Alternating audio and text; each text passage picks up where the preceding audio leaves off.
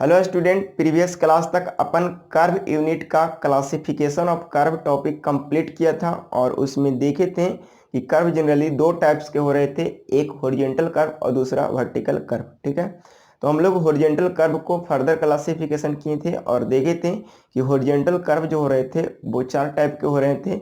एक simple circular curve, reverse curve, compound curve और transition curve. ठीक है, अपन ट्रांजिशन कर्व को भी पढ़ने की सुविधा के ख्याल से उसको भी क्लासिफिकेशन कर दिए थे और ट्रांजिशन कर्व को फर्दर 3 क्लास देखे थे।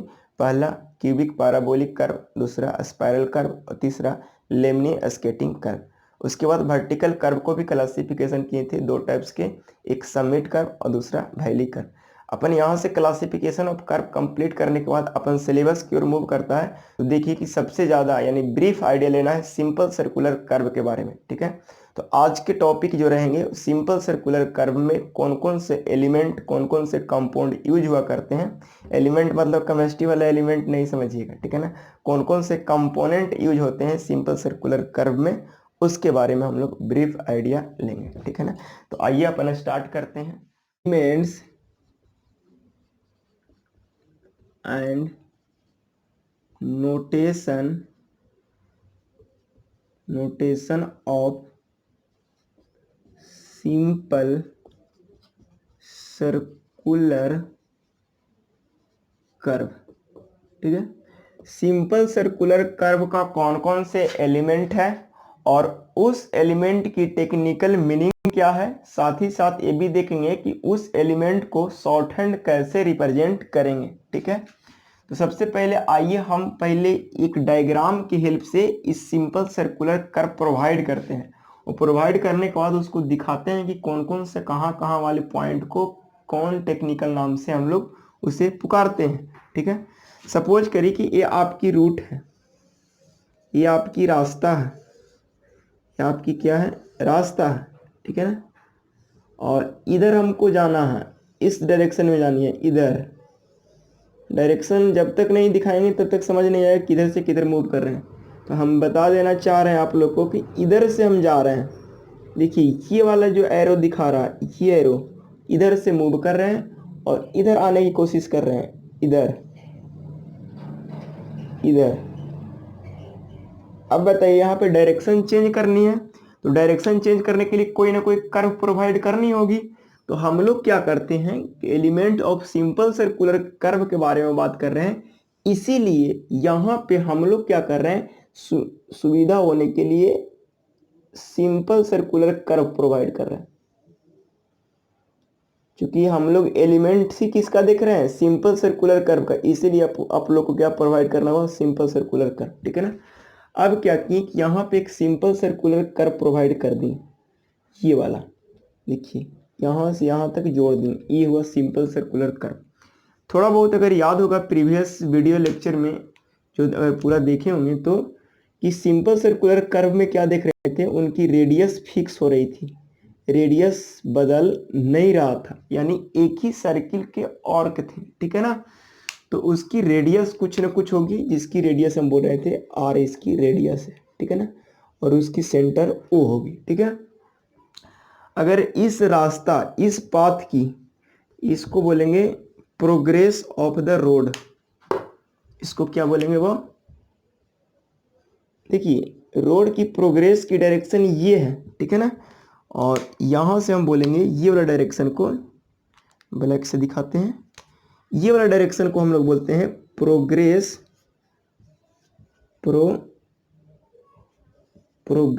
Of the root. ये रूट की इस तरह से, रूट इधर से इधर जा रहा है तो प्रोग्रेस ऑफ द रूट, या ऐसे बोल सकते हैं सर्वे लाइन भी बोल सकते हैं, सर्वे लाइन। ठीक है ना, सर्वे लाइन इधर से इधर मूव कर रहा है, या आपकी रूट यानी रास्ता इधर से इधर मूव कर रहा है, या रोड जो भी है वो इधर से इधर मूव कर रहा है। ठीक है ना, देखिए मूव तो कर रहा है, तो यहाँ पे बड़े आराम से देख रहे हो कि यहाँ पे कर्व प्रोवाइड अपन किया, और ये जो कर्व है उस कर्व का नाम है, बड़े प्यार से बोलते हैं, सिंपल सर्कुलर कर्व। ठीक है ना, सिंपल सर्कुलर कर्व अपन प्रोवाइड यहाँ पे किया। देखिए अपन की जो ब्लू लाइन वाली जो है वही कर्व है, यही कर्व अपन प्रोवाइड किया, ये ब्लू लाइन वाली। ठीक है ना। देख क्या रहे हैं कि ये जो अपन कर्व प्रोवाइड किया, ये जो अपन कर्व प्रोवाइड किया, तो इस कर्व की अगर सर्वे लाइन की प्रोग्रेस ये वाला है, यानी इधर से इधर मूव कर रहा, तो ये वाला इस कर्व की ये वाला डायरेक्शन बैकवर्ड डायरेक्शन होगी क्योंकि पीछे है, और इस कर्व की ये आगे है, इसीलिए इसको बोलते हैं फॉरवर्ड डायरेक्शन। देखिए बड़ा आसानी से इस चीज़ को समझने की कोशिश कीजिएगा। ठीक है, ये हमारा कर्व है, हमारा कर्व ऐसे जा रहा है, ऐसे जा रहा है, हमारा कर्व ऐसे जा रहा है, तो हमारा फॉरवर्ड डायरेक्शन इधर वाला होगा, इस डायरेक्शन को, तो इसको बोलते हैं फॉरवर्ड डायरेक्शन। इसको क्या बोलेंगे? Forward direction of the route. इस रूट की फॉरवर्ड डायरेक्शन है, इस वाले को बोलेंगे। तो ये कर्व के पीछे हम ये है, तो इसीलिए इसको बोलते हैं backward, backward, backward direction, direction of the route. इस रूट की बैकवर्ड डायरेक्शन है। ठीक है ना, बड़ा आसानी से इस चीज को समझने की कोशिश कीजिए। ठीक है ना। अब यहाँ पे देखिए कि कर्व जो है, कर्व इस जगह से स्टार्ट हुआ। देखिए यहाँ पे हमारा ये रोड था, लेकिन कर्व यहाँ से स्टार्ट हो रहा है, तो जिस पॉइंट से कर्व स्टार्ट होगा उस पॉइंट को बोलते हैं पॉइंट ऑफ कर्वेचर। क्या बोलते हैं? Point of curvature. कभी कभी प्यार से बोलते हैं पॉइंट ऑफ कमिटमेंट।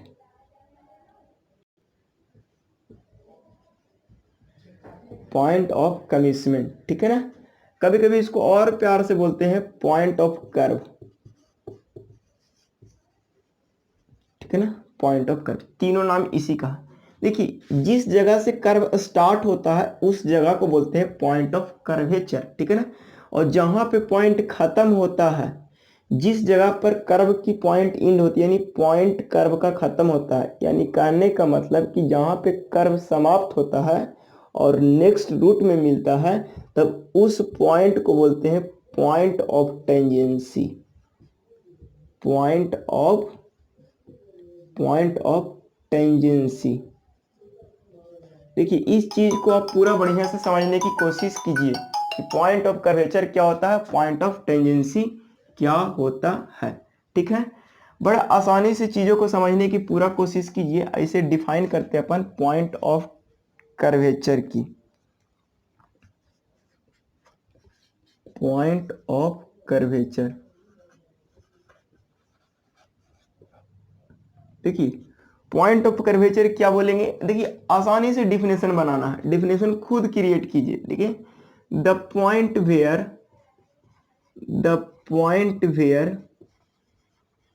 देखिए the point where curve is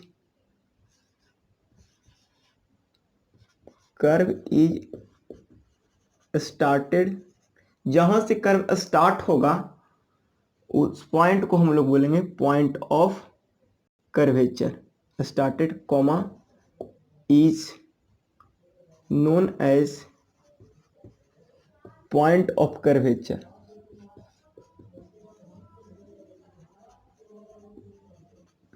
ठीक है, जहां से कर्व स्टार्ट होता है उस पॉइंट को बोलते हैं पॉइंट ऑफ कर्वेचर। ठीक है ना।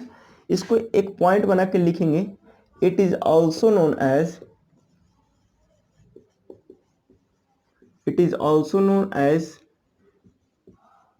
पॉइंट ऑफ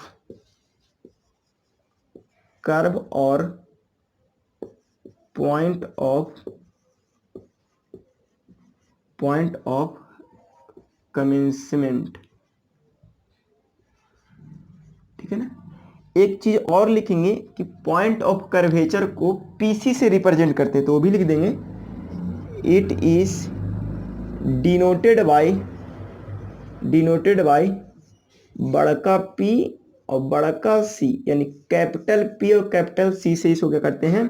डिनोट करते हैं। देखिए इस बात को अंडरलाइन करिएगा। ठीक है ना, यानी इसको शॉर्ट हैंड रिप्रेजेंटेशन हम लोग करेंगे इस पॉइंट को पीसी से, किसी से रिप्रेजेंट करेंगे?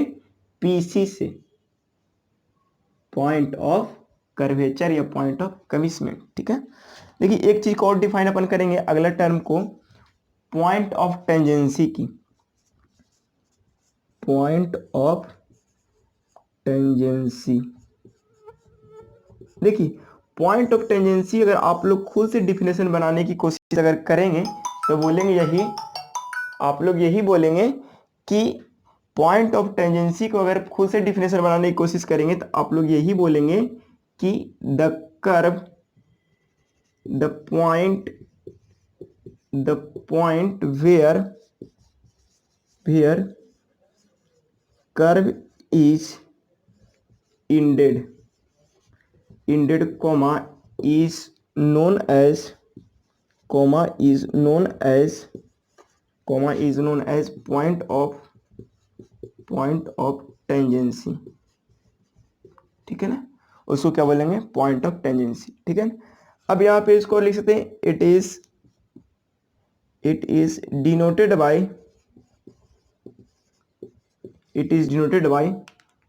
PT से, कैपिटल P और कैपिटल T से। ठीक है ना, देखिए ये बहुत ही आसान चीज है और इसे समझना बहुत ही आसान है। ठीक है ना, एक टर्म और आता है जिसको सीख लेना यहीं पे है कि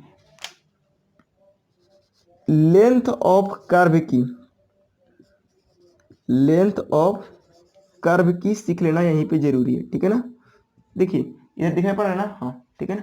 लेंथ ऑफ कर्व क्या होता है, देखिए पॉइंट ऑफ कमिसमेंट या पॉइंट ऑफ कर्वेचर उसी को बोल रहे हैं। ठीक है ना, यानी पॉइंट ऑफ कर्वेचर से पॉइंट ऑफ टेंजेंसी के बीच कर्व पाथ पर जितना लेंथ होगा ना, वही लेंथ को बोलेंगे क्या, लेंथ ऑफ कर्व। ठीक है ना, यानी कहने का मतलब लेंथ ऑफ कर्व की अगर हम बताने की कोशिश करें तो यही हुआ हमारा लेंथ ऑफ कर्व। देखिए ये वाला, ये जो ब्लू वाला लाइन दिखाई पड़ रहा है ना, यही ब्लू वाला लाइन ही क्या है, लेंथ ऑफ कर्व। ठीक है ना, तो लिखेंगे इसका डिफाइन कैसे करेंगे, तो द डिस्टेंस बिटवीन द, देखिए ब्लू से लिख रहे हैं, the distance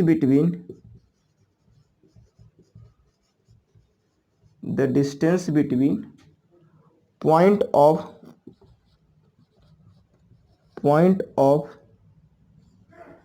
curvature and point of curvature and point of tangency. ठीक है, इसको टेंजेंसी along दिखाई पड़ रहा है ना, along curve path comma is known as length of curve,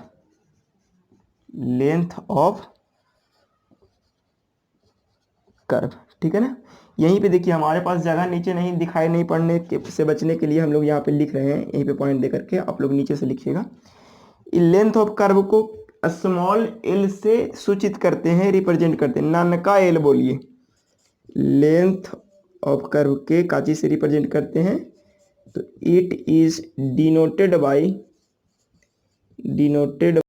ननका l। ठीक है ना, इट इज डिनोटेड बाय ननका l, स्मॉल l जकरा बोलते हैं। ठीक है ना, देखिए 3 टेक्निकल टर्म को अपन डिफाइन किया, इसको समअप के तौर पर देख लेते हैं। जिस जगह से कर्व अगर स्टार्ट होता है तो उस जगह को यानी उस पॉइंट को बोलते हैं पॉइंट ऑफ कर्वेचर, जहाँ पे कर्व खत्म होता है उसको बोलेंगे पॉइंट ऑफ टेंजेंसी, और ये पूरे लेंथ को बोलेंगे लेंथ ऑफ कर्व। और तीनों को रिप्रेजेंटेशन अपन देखा। उम्मीद है इतना बात समझ आ गया होगा, इतना को पहले पॉज करके लिख लीजिए। और अब हम लोग आगे मूव करते हैं। अब हम लोग नेक्स्ट टेक्निकल टर्म की ओर मूव करते हैं जिसका नाम है टेंजेंट। ठीक है, टेंजेंट दिखाई नहीं पड़ रहा है, अच्छा टेंजेंट, देखिए टेंजेंट की ओर मूव करते हैं। टेंजेंट कुछ नहीं है, बहुत ही आसान है। आप जो सर्किल में टेंजेंट पढ़ रहे थे वही सिर्फ यहाँ पे भी टेंजेंट है। ठीक है ना, देखिए अभी हमने बोला कि ये कर्व है, ये कर्व का ये डायरेक्शन, ये वाला कर्व का जो डायरेक्शन है यानी इस रूट का जाने का डायरेक्शन ये वाला है। देखिए तो ये वाला डायरेक्शन इधर फॉरवर्ड डायरेक्शन होगा कि नहीं होगा, तो ये फॉरवर्ड हुआ, ये वाला बैकवर्ड डायरेक्शन हुआ। तो देखिए यहाँ पे कर्व के इस पॉइंट ऑफ कमिटमेंट से एक टेंजेंट ड्रा कर सकते हैं। तो जवाब आना चाहिए कि यस सर ड्रा कर सकते हैं। देखिए इसको दूसरे कलर से दिखाते हैं, ग्रीन कलर से। देखिए ये वाला को हम ग्रीन कलर से दिखाने की कोशिश करते हैं, ये भी एक टेंजेंट है। चलिए आप लोग को दिखाई पड़ रहा होगा, ये एक टेंजेंट है, ठीक है ना। और यहाँ पे से भी एक टेंजेंट ड्रा होगा जिसको अपन रेड कलर से दिखाने की कोशिश करते हैं। देखिए ये वाला को, देखिए ये रेड कलर से भी अपन एक टेंजेंट ड्रा करने की कोशिश किया, ये वाला टेंजेंट, ठीक है ना। देखिए दोनों को बड़े आसानी से समझने की कोशिश कीजिए कि अपन दो टेंजेंट ड्रा किया। देखिए एक तो है कि बैकवर्ड, इसको बोलते हैं बैकवर्ड डायरेक्शन, मिट गया है,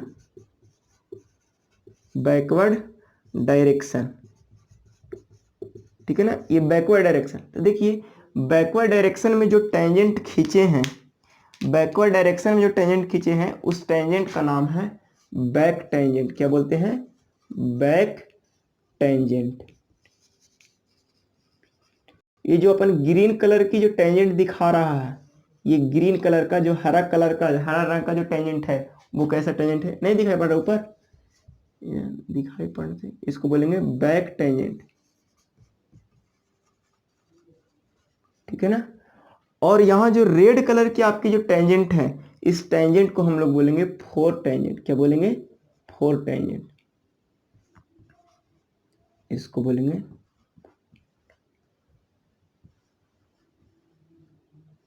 फॉरवर्ड टेंजेंट।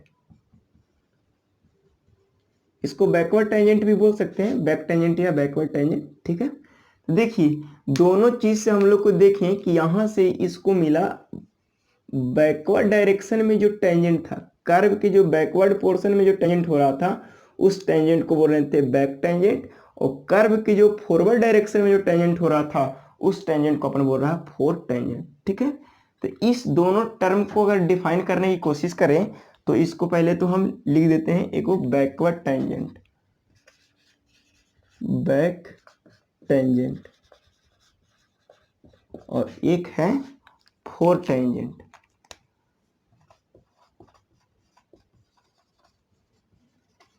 दिखाई पड़ रहा है रेड से ना। पहुंच गए थे हम डिफिनेशन। देखिए बैक टेंजेंट का डिफिनेशन बहुत आसानी से हम लोग समझ गए।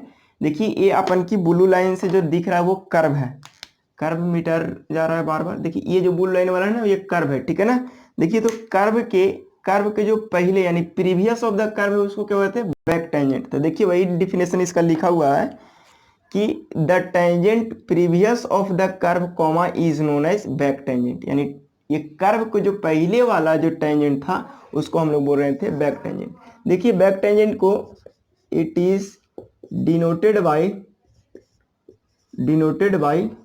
T1 से, इसको T1 से डिनोट करते हैं, लेकिन फोर टेंजेंट को क्या चीज से डिनोट करते हैं? T2 से।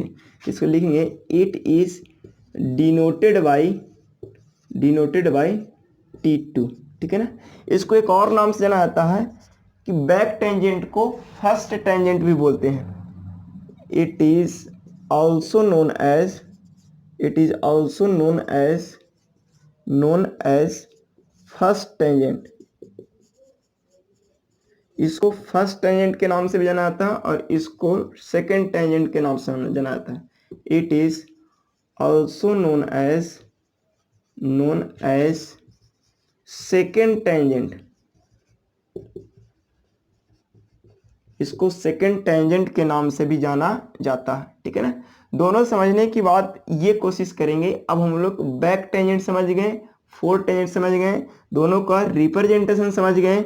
अब हम लोग कोशिश करेंगे कि लेंथ ऑफ द टेंजेंट समझने के पहले हम लोग ये चीज समझेंगे कि ये जो दोनों टेंजेंट एक जगह पर मिल रहा है, दोनों जो टेंजेंट एक जगह पर मिल रहा है उस पॉइंट को हम लोग क्या बोलेंगे?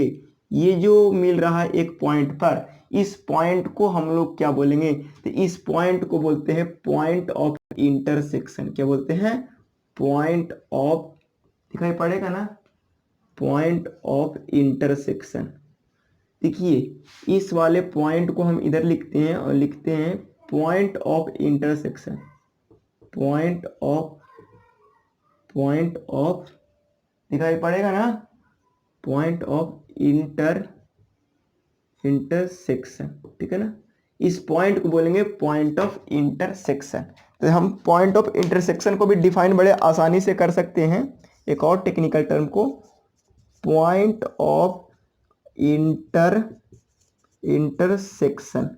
पॉइंट ऑफ इंटरसेक्शन किसको बोलेंगे, इसको डिफिनेशन बहुत आसानी से लिख सकते हैं। देखिए तो back tangent and fore tangent दोनों जहां पे मिलेंगे उस पॉइंट को बोलेंगे पॉइंट ऑफ इंटरसेक्शन। बस उसी को अपन डिफिनेशन को देखिए, इसका डिफिनेशन बहुत आसानी से हम लोग सीखें कि the intersecting point of back tangent and fore tangent comma is known as intersection या is known as point of intersection. देखिए तो ये बैक टेंजेंट हुआ, ये फोर टेंजेंट हुआ, दोनों एक दूसरे को जहां पे इंटरसेक्ट कर रहा है उसी पॉइंट को बोल रहे हैं पॉइंट ऑफ इंटरसेक्शन, ठीक है ना। पॉइंट ऑफ इंटरसेक्शन का एक और नाम से जाना जाता है, उसको नाम है, it is also known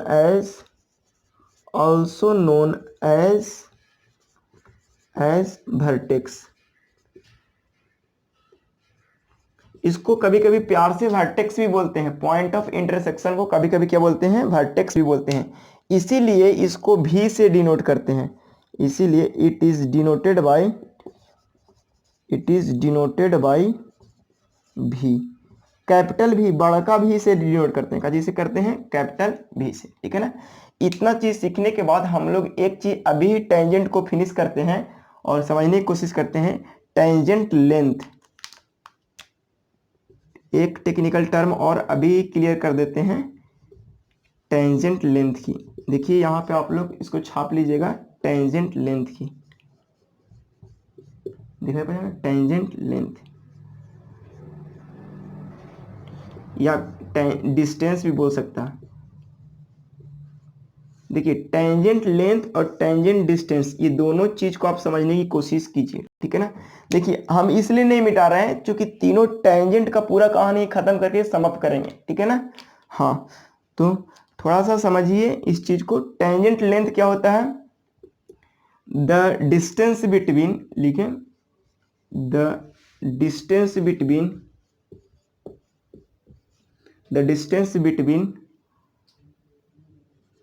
point of intersection and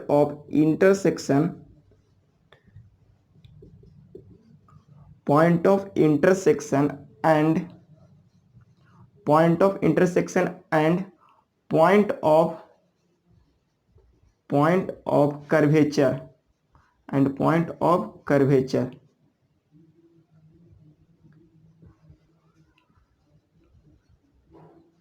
या पॉइंट ऑफ कर्वेचर भी बोल सकता है, या बोल सकते हैं पॉइंट ऑफ टेंजेंसी,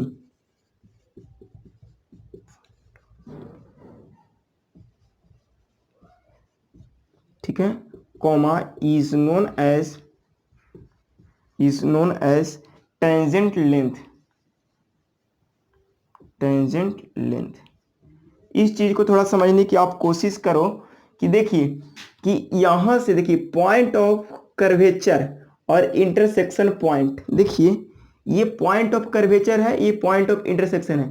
तो यहां से ये जो ग्रीन वाली लाइन है, यहां से यहां तक ये भी क्या होगा, टेंजेंट लेंथ होगा या टेंजेंट डिस्टेंस होगा। और यहां से यहां तक भी ये जो रेड वाली अपन की मिली, ये वाला भी यहां से यहां तक ये भी क्या होगी, बोलिए टेंजेंट लेंथ होगा।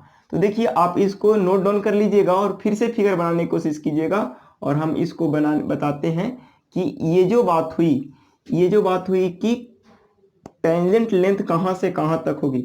देखिए यहां से यहां तक का, यानी पॉइंट ऑफ कमिसमेंट या पॉइंट ऑफ कर्वेचर से लेकर के पॉइंट ऑफ इंटरसेक्शन के बीच के डिस्टेंस को ही बोल रहे हैं टेंजेंट लेंथ। क्या बोलते हैं, टेंजेंट लेंथ, ठीक है ना।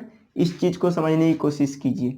या पॉइंट ऑफ टेंजेंसी या पॉइंट ऑफ इंटरसेक्शन, यहां पे भी इसको भी हम लोग बोल रहे हैं क्या, इसको भी हम लोग बोलेंगे, क्या बोलेंगे वो, रेड कलर से यहाँ पे लिख देते हैं। इसको भी यहाँ से यहाँ तक के बोलेंगे, यहाँ से यहाँ तक के हम लोग बोलेंगे टेंजेंट लेंथ या डिस्टेंस। देखिए चीज़ों को बहुत आसानी से समझने की कोशिश कीजिए कि यहाँ से या तो इंटरसेक्टिंग पॉइंट या पॉइंट ऑफ कर्वेचर का बीच का लेंथ को टेंजेंट लेंथ बोलेंगे, या इंटरसेक्टिंग पॉइंट या point of tangency, point of tangency, ठीक है ना, इसको बोलेंगे टेंजेंट लेंथ या टेंजेंट डिस्टेंस। ठीक है ना, बहुत आसानी से चीज़ों को समझने की कोशिश कीजिए कि यहाँ तक अपन किया कंप्लीट। इसको काची से रिप्रेजेंट करते हैं टेंजेंट लेंथ को, तो टेंजेंट लेंथ या टेंजेंट डिस्टेंस को कैपिटल एल से यानी बड़का एल से सूचित करते हैं। काची से रिप्रेजेंट करते हैं? कैपिटल एल से। तो यहाँ पे लिखेंगे इट इज, दिखाई पड़ रहा है ना, इट इज डिनोटेड बाई बड़का एल। काची से रिप्रेजेंट करते हैं वह? कैपिटल एल से। देखिए वहाँ पे दिखाई नहीं पड़ रहा है तो इसीलिए हम यहाँ पे लिखते हैं ब्लैक से, कैपिटल एल से यानी बड़का एल से रिप्रेजेंट करते हैं। देखिए यहाँ पे 3 बात समझने की कोशिश किए, एक बार समअप करते हैं। बैक टेंजेंट ये वाला हो गया, फोर टेंजेंट ये वाला हो गया। अब देखिए कि बैक टेंजेंट और फोर टेंजेंट की हेल्प से हम लोग क्या देखें, पॉइंट ऑफ इंटरसेक्शन को डील किया। ये दोनों बैक टेंजेंट फोर टेंजेंट जहाँ पे कट रहा था उसको बोलते हैं पॉइंट ऑफ इंटरसेक्शन, उसको वर्टेक्स के नाम से भी जान रहे थे। उतना सीखने के बाद अपन फिर से मूव कर दिया टेंजेंट लेंथ, यानी इसका लेंथ कितना होगा, इस लेंथ को कहाँ से कहाँ तक डिफाइन करेंगे। तो इस लेंथ को भी अपन डिफाइन किया। एक नोट पॉइंट यहाँ पे आती है जिसको आप लोग को ध्यान में रखना होता है। आप लोग नीचे लिखिएगा, यहाँ पे हम ग्रीन कलर से नोट पॉइंट लिखते हैं क्योंकि ग्रीन सिग्नल देगा ये, ऐसा नहीं है, ठीक है ना। देखिए इस नोट पॉइंट को आप समझने की कोशिश कीजिए। अपन लिख देता है ग्रीन कलर से ही कि लेंथ ऑफ बैक टेंजेंट, लिख देते हैं length of back tangent and length of four tangent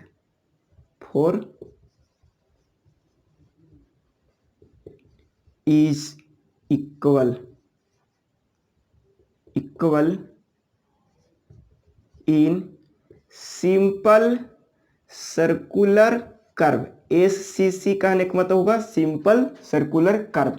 क्या समझने की कोशिश किए कि सिंपल सर्कुलर कर्व में जितना बैक टेंजेंट की लेंथ आएगी उतना ही फोर टेंजेंट की लेंथ आएगी। देखिए फिर से समाप्त करने की कोशिश करते हैं। टेंजेंट, क्योंकि सबसे खतरनाक चीज़ है टेंजेंट को समझना बहुत ही फ्री है, ठीक है ना। हाँ देखिए टेंजेंट कहने का मतलब आप लोग समझ गए, टेंजेंट किसको कहते हैं, ठीक है ना। किसी एक पॉइंट से कर्व को टच करते हुए पार करता था उसको बोलते हैं टेंजेंट, ठीक है। टेंजेंट दो टाइप्स के देखिए, एक बैक टेंजेंट, एक फोर टेंजेंट। जो कर्व के बैकवर्ड डायरेक्शन में रहेगा उसको बोलेंगे बैक टेंजेंट, और जो कर्व के फॉरवर्ड डायरेक्शन में रहेगा उसको बोलेंगे फोर टेंजेंट, ठीक है। यहां तक अपन कंप्लीट किया था। दोनों टेंजेंट एक दूसरे को जहां मिल रहा था उस पॉइंट को बोलते हैं इंटरसेक्टिंग पॉइंट, और इंटरसेक्टिंग पॉइंट यहां से कंप्लीट कर लिया था। इंटरसेक्टिंग पॉइंट को एक और नाम से जान रहे थे जिसका नाम था वर्टेक्स। क्या नाम था? वर्टेक्स, ठीक है। यहां तक कंप्लीट करने के बाद देखा था टेंजेंट लेंथ, ये पॉइंट ऑफ कर्वेचर और वर्टेक्स के बीच का लेंथ को भी बोलते थे टेंजेंट लेंथ, या पॉइंट ऑफ टेंजेंसी या वर्टेक्स का बीच का डिस्टेंस को भी बोल रहे थे टेंजेंट लेंथ।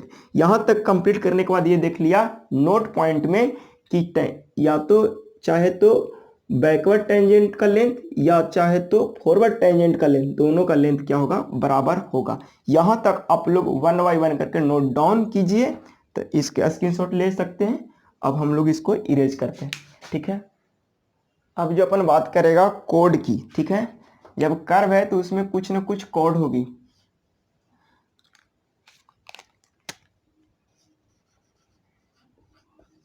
ठीक है ना। कोड की बात करें, कोड भी 3 टाइप के आपको यहाँ पे देखने को मिलेगा, ठीक है ना। सबसे पहला तो एक होगा लॉन्ग कोड,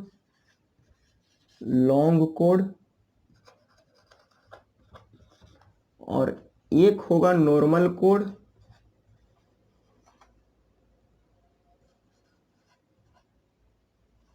और एक होगा सब कोड, ठीक है ना। ये 3 कोड को समझना बहुत जरूरी होता है और आपके सिलेबस के हिसाब से लॉन्ग कोड तो इम्पोर्टेंट है ही, साथ ही साथ आपकी ऑब्जेक्टिव पर्पस ये कभी कभी जब अच्छा क्वेश्चन पूछने का इच्छा होगा तो यहाँ से पूछेगा, ठीक है।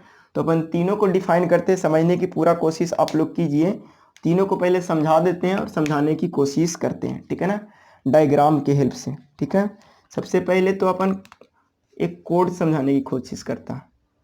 सबसे पहले कोई एक मान ले, सपोज करें कि एक कर्व है, वहाँ पे फिगर लेंदी होने से बचने के लिए इधर हम अपन मूव कर रहा है, ठीक है ना। फिगर फिर से ड्रा करते हैं। ये कोई कर्व है और इस कर्व का ये टेंजेंट पॉइंट है, ठीक है ना, ये टेंजेंट पॉइंट है, ठीक है। छाप देते हैं पहले। देखिए अपन कोड को डिफाइन करता है। लॉन्ग कोड क्या कहलाता है, तो देखिए सबसे पहले कि पॉइंट ऑफ कमिटमेंट और पॉइंट ऑफ टेंजेंट के बीच, पॉइंट ऑफ कमिटमेंट और पॉइंट ऑफ टेंजेंट के बीच जो सबसे शॉर्टेस्ट डिस्टेंस होगा ना, उसी को बोलते हैं लॉन्ग कोड। तो लॉन्ग कोड को अपन डिफाइन कर देगा, that shortest distance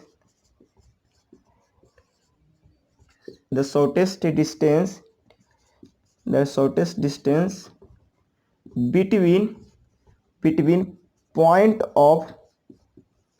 of curvature and point of tangency,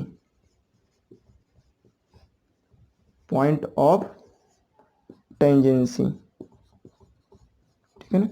point of curvature और पॉइंट ऑफ टेंजेंसी के जो सबसे छोटा डिस्टेंस होगा ना, ये जो सबसे छोटा डिस्टेंस, यही सबसे छोटा डिस्टेंस को हम लोग बोलेंगे क्या, लॉन्ग कोड।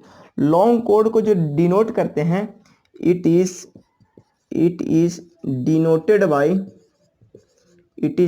बाय बड़का एल। इसको बड़का एल से डिनोट करते हैं, दिखाई पड़ा है ना। इट इज डिनोटेड बाय बड़का एल, यानी कैपिटल एल से इसको रिप्रेजेंट करते हैं, ठीक है ना। देखिए यहाँ पे इस बड़े वाला फिगर में लॉन्ग कोड हमारा ये ब्लू वाली लाइन को रिप्रेजेंट करेगा, ये वाला होगा लॉन्ग कोड, और इसको यहाँ से यहाँ तक को बोलेंगे लॉन्ग कोड और इसको बड़का एल से रिप्रेजेंट कर देंगे, ठीक है। इस चीज को आप समझने की कोशिश कीजिए। बाद बाकी नॉर्मल कोड और सब कोड को समझने की कोशिश कीजिए। ये वाला जब कोड, ये वाला कोड अगर एक चेन के बराबर, सपोज करी कि मान लीजिए कि यहाँ से यहाँ तक कोई कोड मेजरमेंट किया, यहाँ पे पेग लगाया और कोड को मेजरमेंट किया, ठीक है ना। तो ये वाला कोड को अगर लेंथ अगर एक चेन के बराबर आ गया, नॉर्मल कोड में ध्यान रखने वाली बात यह है कि अगर इसकी लेंथ एक चेन के बराबर आ गया तो हम उस कोड को बोलेंगे नॉर्मल कोड। अगर एक चेन का लेंथ से अगर छोटा आ गया तब उसको हम बोलेंगे सब कोड। देखिए बड़ा आसान से देख लीजिए कि लॉन्ग कोड क्या था कि the shortest distance between point of curvature और पॉइंट ऑफ टेंजेंसी का शॉर्टेस्ट डिस्टेंस था, ठीक है। नॉर्मल कोड क्या है, कोड का लेंथ एक चेन के बराबर हो जाएगा तब उसको बोलेंगे नॉर्मल कोड। सब कोड क्या है, उस कोड का लेंथ एक चेन से भी छोटा हो जाए तब उसको हम क्या बोलेंगे, सब कोड, ठीक है। इसको हम डिफाइन कर देते हैं। देखिए यहाँ पे हम लोग नॉर्मल कोड की जो बात कर रहे थे, देखिए नॉर्मल कोड की जो चेन का लेंथ है, सबसे पहले तो इसका डिफाइन बोल देते हैं, समझा देते हैं। A code between two successive regular station और peg is called normal code, ठीक है। It is denoted by C, इस नॉर्मल कोड को सी से रिप्रेजेंट करते हैं। The length of normal code is equal to 1 chain. देखिए इस वाले पॉइंट को आप हाईलाइट करेंगे, ठीक है ना, इस वाले पॉइंट को आप याद रखेंगे, क्योंकि कभी कभी ऐसा पॉइंट हम हाईलाइट करवाते हैं और आप लोग को एग्जाम में फायदा कर जाता है ऑब्जेक्टिव में, ठीक है। तो इसको इग्नोर नहीं करेंगे, पढ़ेंगे बढ़िया से, ठीक है ना, ऐसा उम्मीद है। सब कोड क्या कर रहा है कि एक code whose length is less than normal code, जो नॉर्मल कोड के लेंथ से भी छोटा रहेगा तब उसको बोलेंगे सब कोड। तो बात से ही पता चल रहा है कि जो सब कोड रहेगा वो नॉर्मल से छोटा रहेगा और नॉर्मल एक चेन के है, इसका मतलब एक चेन से भी छोटा रहेगा। तो इस चीज को समझने की कोशिश कीजिए। कह रहा है कि द लेंथ ऑफ सब code is less then 1 chain, ठीक है ना। 1 चेन जैसे ही कहता है तो आप लोग की दो बात ध्यान में आना चाहिए। एक तो 20 मीटर वाली चेन होनी चाहिए, या तो 30 मीटर वाली चेन होनी चाहिए, ठीक है ना। तो 20 मीटर वाली चेन को अलग फार्मूला डेरिवेट होगा, 30 मीटर वाले चेन वाली से अलग फार्मूला डेरिवेट होगा, ठीक है ना। दोनों के हम लोग माइंड में रखने की कोशिश करेंगे, दो ही चेन का जनरली यूज करेंगे, ठीक है ना। तो इस चीज को आप ध्यान दीजिएगा, ठीक है ना। दूसरी बात ये है, सब कोड में एक और ऑब्जेक्टिव पूछने लायक यहाँ से क्वेश्चन बन सकते हैं कि मैक्सिमम नंबर ऑफ सब कोड कितने हो सकते हैं, तो बोला कि 2 और मिनिमम नहीं भी हो सकता है यानी 0, ठीक है ना। तो ये दो मोटा मोटी बात आप लोग ध्यान में रखेंगे, यानी यहाँ से कोर टॉपिक अपन किया फिनिश। एक बार समरी के तौर पर देख लेते हैं कि सबसे लंबा कोड को हम लोग एल से रिप्रेजेंट कर रहे हैं, लॉन्ग कोड बोल रहे हैं, और वो कहाँ से कहाँ तक हो रहा है, तो पॉइंट ऑफ कर्वेचर और पॉइंट ऑफ टेंजेंट के बीच का लेंथ हो रहा है, ठीक है ना। उसके बाद अपन नॉर्मल कोड देख रहे थे, नॉर्मल कोड एक चेन का लेंथ के बराबर कोड को बोल रहे थे नॉर्मल कोड, और सब कोड यानी उससे भी अगर छोटा रहेगा कोई कोड, मान लीजिए कि यहाँ ऐसे भी छोटा रहेगा, तो उस कोड को बोलेंगे सब कोड। बात ध्यान में आनी चाहिए, ठीक है। तो अपन 3 टाइप के कोड को किया फिनिश। हाईलाइट करने वाली बात बार बार कर रहे हैं कि नॉर्मल कोड का लेंथ कितने के बराबर होता है, तो एक चेन के बराबर होता है। सब कोड जो होता है एक चेन की लेंथ से छोटा होता है, और लॉन्ग कोड का लेंथ जो होता है वो एक चेन से बड़ा होता है। इस तीनों को समाप्त करने के बाद एक चीज और सीखा कि जो सब कोड होता है वो उसमें मैक्सिमम सब कोड किसी कर्व में, सिंपल सर्कुलर कर्व में 2 हो सकता है मैक्सिमम, और मिनिमम नहीं भी हो सकता है, ठीक है। इतना अपन करने कंप्लीट किया। अब जो अपन मूव करेगा कुछ और टेक्निकल टर्म की ओर। देखिए इसको डिफाइन बहुत आसानी से करते हैं, मिड ऑर्डिनेट, ठीक है ना। मिड ऑर्डिनेट को यहाँ पे कर्व में समझने की कोशिश कीजिए कि ये हमारा लेंथ ऑफ कर्व है, ठीक है ना। देखिए यहाँ पे फिगर समझाने की कोशिश करते हैं। ये समझ आइए कि ये आपकी लेंथ ऑफ कर्व है, ठीक है ना। ये लेंथ ऑफ कर्व है, ठीक है ना। ये भी लेंथ ऑफ कर्व है। देखिए फिगर हम बनाने की कोशिश करते हैं, आप लोग भी थोड़ा थोड़ा फिगर बनाने की कोशिश कीजिए, क्योंकि न्यूमेरिकल्स में काम आने वाला है। देखिए हम पहुंच जाते हैं इसको, देखिए दोनों पॉइंट को, दोनों फिगर को अपन ड्रा कर दिया, ठीक है। देखिए मिड ऑर्डिनेट को समझने की कोशिश कीजिए, ठीक है। मिड ऑर्डिनेट नाम से ही पता चला कि मिड, मिड मतलब बीच में, ठीक है ना। समझने की कोशिश कीजिए कि मिड ऑर्डिनेट जो होता है कर्व के बीच वाली पोर्शन, यानी कर्व के बीच वाले पॉइंट कोई है, ठीक है। और ये कोड के बीच वाली जो पॉइंट होगी वो दोनों को जो मिलाने वाली लाइन होगी, जो दोनों को लाइन ज्वाइनिंग करने वाली जो लाइन होगी उसकी जितनी लेंथ होगी उसी को बोलेंगे मिड ऑर्डिनेट। क्या बोलेंगे? Mid ordinate. देखिए ये आपकी फिगर में रही मिड ऑर्डिनेट।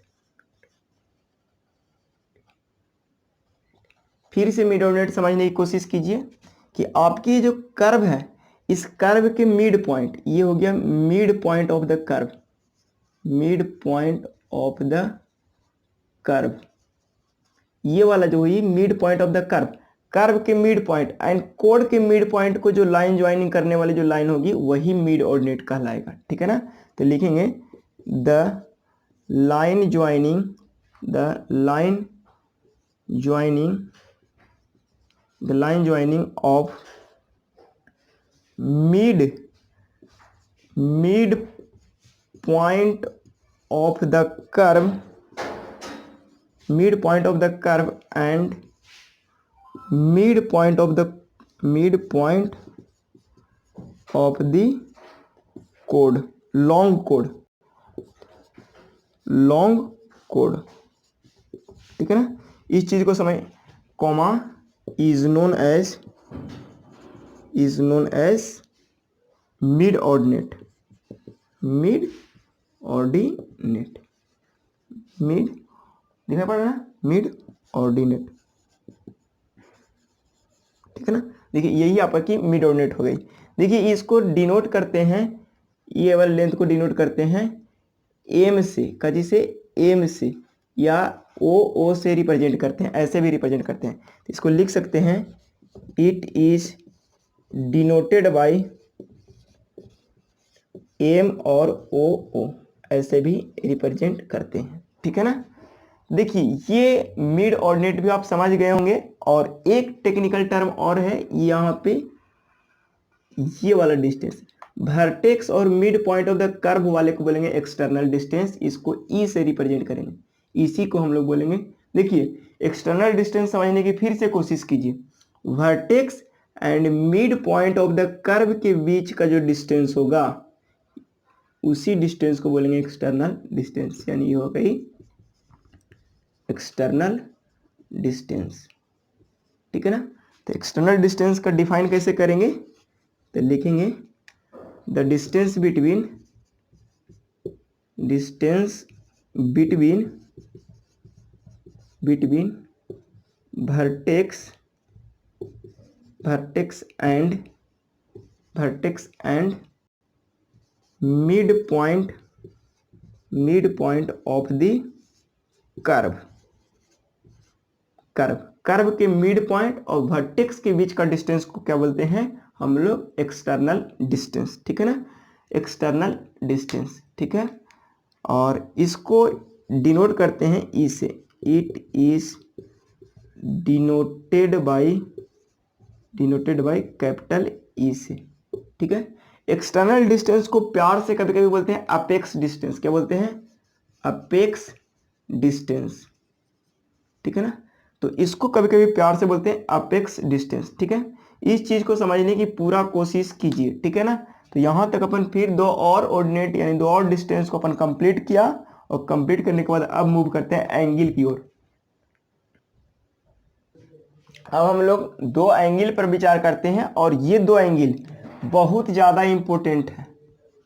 इसको जितना इम्पोर्टेंट कहा जाए उतना कम है। ठीक है ना, ये दोनों बहुत ही खतरनाक है, इसको समझना बहुत ही आसान भी है। ठीक है ना, लेकिन हमेशा यूज आने वाला है। ठीक है, इस चीज़ को आप समझने की पूरा कोशिश कीजिए, और बहुत आसान भी है। ठीक है, देखिए इसको बोलते थे बैक टेंजेंट। इसको क्या बोलते थे? Back tangent. और इसको बोलते थे फोर टेंजेंट। ठीक है ना, बहुत आसान है। देखिए यहाँ पे जो ये वाला एंगल बनेगा, ये वाला एंगल, तो ये वाला एंगल यानी बैकवर्ड टेंजेंट और फॉरवर्ड टेंजेंट के बीच एक्सटीरियर एंगल को बोलेंगे एंगल ऑफ डिफ्लेक्शन। क्या बोलेंगे? Angle of deflection. Angle of deflection, angle of, ठीक है ना। और एंगल ऑफ डिफ्लेक्शन को हम लोग प्यार से डेल्टा से रिप्रेजेंट करते हैं। कैसे रिप्रेजेंट करते हैं? डेल्टा से। नहीं दिखाई पड़ रहा है? इसको बोलते हैं एंगल ऑफ डिफ्लेक्शन। ठीक है ना, एंगल ऑफ डिफ्लेक्शन। और इसको प्यार से यही वाला एंगल को डेल्टा से रिप्रेजेंट करते हैं, एंगल ऑफ डिफ्लेक्शन को। ठीक है, और यहाँ पे ये जो इंटीरियर एंगल बनेगा, backward tangent and forward tangent.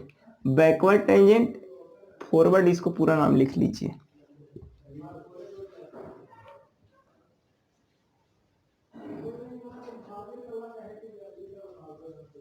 ठीक है, तो बोला ये जाता है कि बैकवर्ड टेंजेंट और फॉरवर्ड टेंजेंट के बीच का जो इंटीरियर एंगल होगा उसको बोलेंगे एंगल ऑफ इंटरसेक्शन। क्या चीज बोलेंगे? Angle of intersection.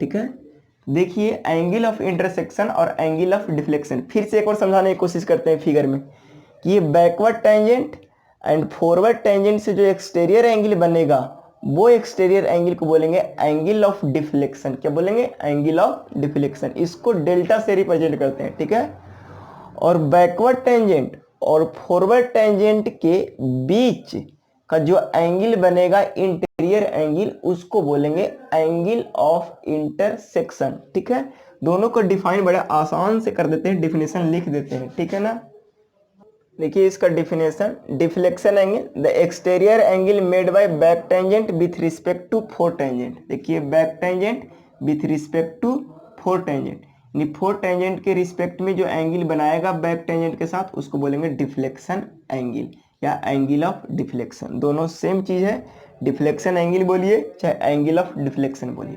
ठीक है, इसको डेल्टा से रिप्रेजेंट करते हैं। ठीक है ना, फिर इंटरसेक्शन एंगल को समझिए। कह रहा है कि द इंटीरियर एंगल, देखिए इंटीरियर यानी अंदर वाला angle, the interior angle between back tangent and fore tangent is known as intersection angle. It is denoted by phi. ठीक है, देखिए आप एक छोटा सा ज्योमेट्री लगा सकते हो। देखिए तो लीनियर पेयर पे कितना डिग्री का एंगल बनता है? 180 डिग्री का एंगल बनता है। तो यहाँ पे हम बोल सकते हैं, ये वाला एंगल कैलकुलेट नहीं कर सकते हैं, हम बोल सकते हैं कि डिफ्लेक्शन एंगल, यानी डिफ्लेक्शन एंगल बराबर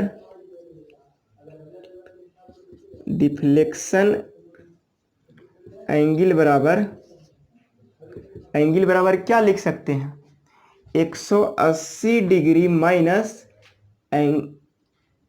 डिफ्लेक्शन एंगल बराबर लिख सकते हैं 180 degree minus angle of intersection.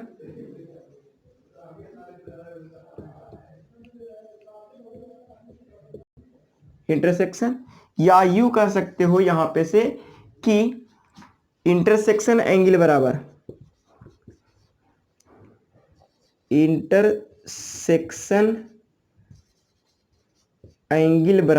Intersection angle को फाई से रिप्रेजेंट कर रहे हैं, तो इंटरसेक्शन एंगल बराबर क्या लिख सकते हैं, 180 डिग्री माइनस डिफ्लेक्शन एंगल।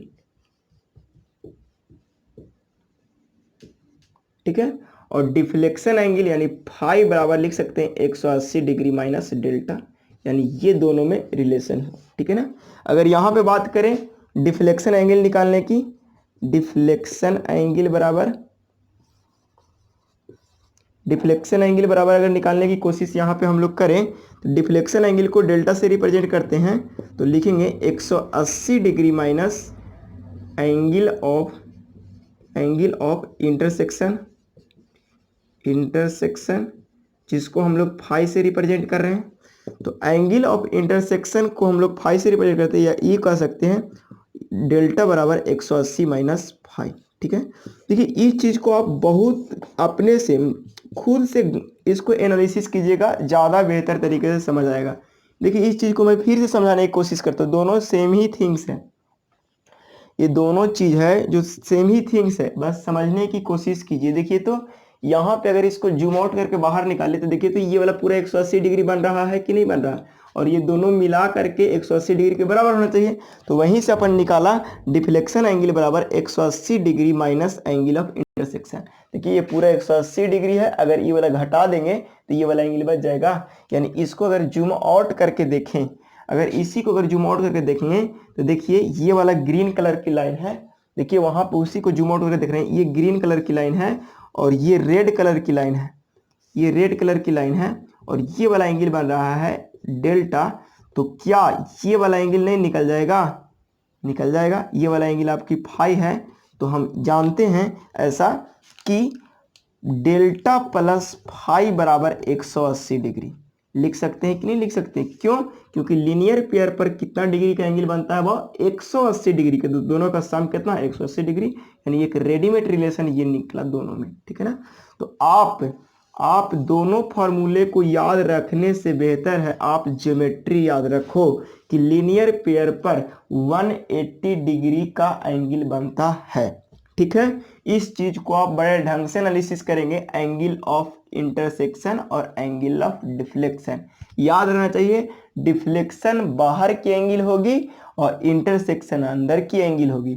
इन मतलब अंदर, याद रखिए, बाद बाकी अपने याद रहेगा। इंटरसेक्शन इन मतलब अंदर की एंगल और बाद बाकी एंगल ऑफ डिफ्लेक्शन होगी बाहर की एंगल। ठीक है, उम्मीद है इतना क्रिस्टल क्लियर हुआ होगा। अब हम लोग देखिए, अब कर्व जो होता है, कर्व यहाँ पे इन जनरली बेंडिंग के आधार पर दो टाइप का होता है। ठीक है ना।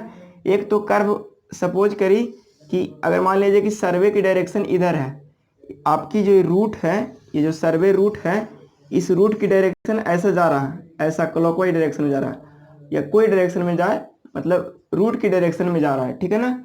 तो अगर जिस डायरेक्शन में जा रहा है उसी डायरेक्शन में अगर मूव कर जा रहा है तो उसको बोलेंगे क्या, राइट हैंड कर्व। क्या बोलेंगे, राइट हैंड कर्व। अगर ऐसे ना जा करके देखिए, तो यहाँ पे एक छोटा सा हम कर्व बनाने की कोशिश करते हैं। ये कोई कर्व है और ये आपकी रूट है, ये दिखाई पड़ रहा है ना, ये आपकी ब्लू लाइन वाला कर्व है और ये आपकी रूट है। ठीक है ना। तो इधर जा रहा है और ये वाला भी इधर आ गया। ठीक है ना। तो इस वाले कर्व को बोलेंगे राइट हैंड कर्व। क्या बोलेंगे, राइट हैंड कर्व। लेकिन कोई कर्व अगर मान लीजिए सपोज करें कि आप इधर ऐसे जाना है और कर्व ऐसे दे दिए। ठीक है ना। तो आपकी सर्वे की डायरेक्शन इधर थी, जाना चाहिए इधर, लेकिन इधर लेफ्ट मुड़ गया। ठीक है ना। तो लेफ्ट मुड़ेगा कर्व, तब हम उसको बोलेंगे क्या, अगर कर्व लेफ्ट मुड़ गया तब हम उसको बोलेंगे लेफ्ट हैंड कर्व। अगर कर्व राइट मुड़ रहा है तो हम उसको बोलेंगे राइट हैंड कर्व। ठीक है। देखिए यहाँ पे हम इसको लेफ्ट हैंड कर्व, इसको बोलेंगे राइट हैंड कर्व। और देखिए ये जो रेड कलर की किधर गया मार्कर, नहीं मिल रहा है।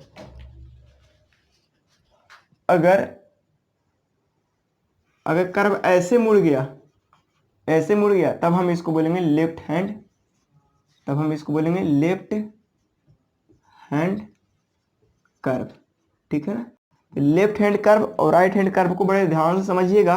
अगर कर्व अगर सर्वे लाइन के डायरेक्शन में अगर राइटवर्ड मुड़ गया तो हम उसको बोलेंगे राइट हैंड कर्व, अगर लेफ्टवर्ड मुड़ा तो लेफ्ट हैंड कर्व। तो देखिए राइट हैंड कर्व को if the curve deflected to right of the direction of the progress, ठीक है ना, प्रोग्रेस यानी जिधर जा रहा है उधर राइटवर्ड अगर मुड़ रहा तो हम उसको बोलेंगे राइट हैंड कर्व, अगर लेफ्ट मुड़ रहा है तो हम बोलेंगे लेफ्ट हैंड कर्व। ठीक है, मेन जो बात है ये वाला थी, ठीक है ना, जो मेन बात थी लेफ्ट हैंड लेफ्ट डायरेक्शन ये, ठीक है ना, ये जो अंडरलाइन कर रहे हैं वही बात मेन है। ठीक है ना, इस चीज़ को आप समझने की कोशिश कीजिए। ठीक है, अभी तक अपन कंप्लीट किया क्या क्या चीज़, एक बार समरी के तौर पर हम देख लेते हैं सारा चीज़ फिगर छापने के बाद, चूँकि लास्ट में क्या क्या चीज़ पढ़ें अभी तक हम सीखने की कोशिश करेंगे।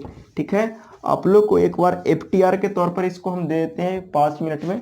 सबसे पहले एक छोटा सा फिगर बनाने के बाद देखिए ये कोई कर्व है, यहाँ पे इसको बोल रहे थे point of tangent, point of curve बोल रहे थे, इसको बोल रहे थे पॉइंट ऑफ टेंजेंट। ठीक है, यहाँ पे बोल रहे थे एंगल ऑफ डिफ्लेक्शन और इसको बोल रहे थे एंगल ऑफ इंटरसेक्शन, इसको बोल रहे थे length of curve, length of curve.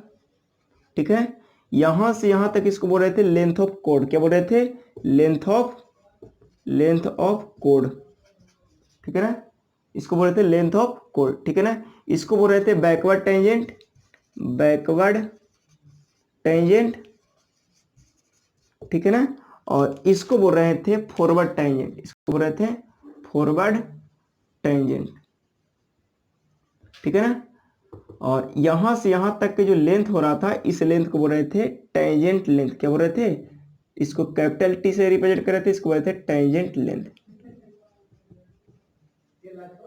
ठीक है ना, उसके बाद हम लोग यहां से यहां तक एक लेंथ देखे थे, इसको बोल रहे थे एक्सटर्नल डिस्टेंस, क्या बोल रहे थे एक्सटर्नल डिस्टेंस।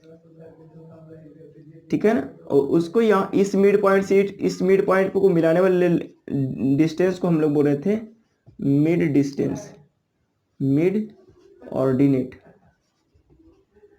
ठीक है ना, यहाँ तक कंप्लीट करने के बाद कोड के भी टाइप्स देखे थे, कोड के टाइप्स देखने के बाद यहाँ तक अपन किया था फिनिश। और जो भी चीज़ यहाँ पे आप लोग को आज